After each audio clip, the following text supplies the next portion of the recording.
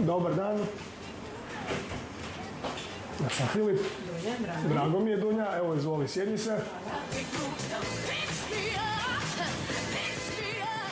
Ok, Dunja, možeš otvoriti usta da sad vidimo kakva je situacija.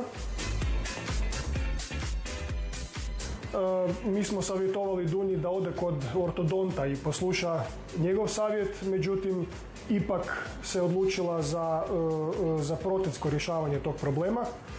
Tako da ćemo to jednostavno napraviti sa CAD/CAM tehnologijom. Zahvaljujući CAD/CAM tehnologiji, pacijentica će dobiti digitalni prikaz zubala, uz pomoć kojeg će se kasnije izraditi svi potrebni porculanski nadomjesci koji će uskoro krasiti njezin besprijekoran osmijeh.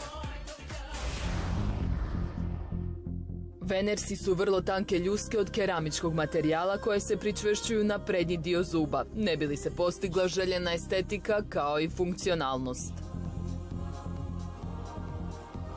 Napravit ćemo kombinaciju ljuskica i krunica u potpunoj bezmetalnoj keramici koja je najljepša moguća varijanta i mislim da ćemo dobiti jedan vrlo, vrlo dobar i lijep rezultat.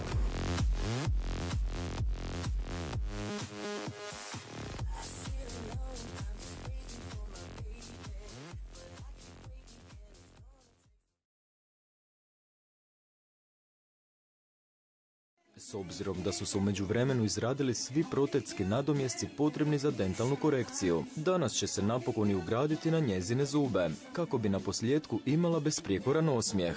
Danas smo to probali u njenim ustima, ona je presretna i danas ćemo u principu završiti, trajno cementirati i ona je gotova. Dobar dan, Dunja, kako si? Dobro. Evo ga, izvoli, može sjest. Hvala. Tvoji novi zubi su gotovi. Jesi spremna? Korekcija Dunjinog zubala zahtijevala je izradu 6 porculanskih ljuskica i krunica, koje će u potpunosti korigirati sve nepravilnosti koje su godinama mučile našu pacijenticu. Evo, Dunja, imaš nove zube u ustima i možeš pogledati. Odlično, super. Hvala vam. Molim.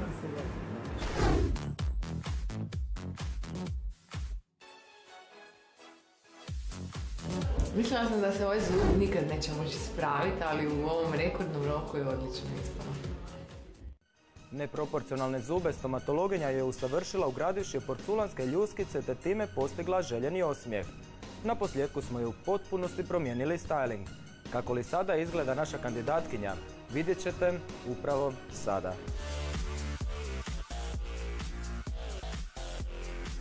Draga Dunja, tvoj makeover je napokon završen. Prošlo je svega 20 dana od operacije. Nos će biti sve manje i manje tijekom narednih mjeseci, no kako si ti zadovoljna sa svim? Ja sam jako zadovoljna, sve mi se sviđa, znači od nosa, zubiju, frizura pogotovo. Zubarica mi je rekla kako se posebno namučila sa tvojim zubom. Da, nažalost, ali jako sam je zahvalna i totalno sam iznenađena što je u toliko kratkom roku mogla napraviti moj savršeni os.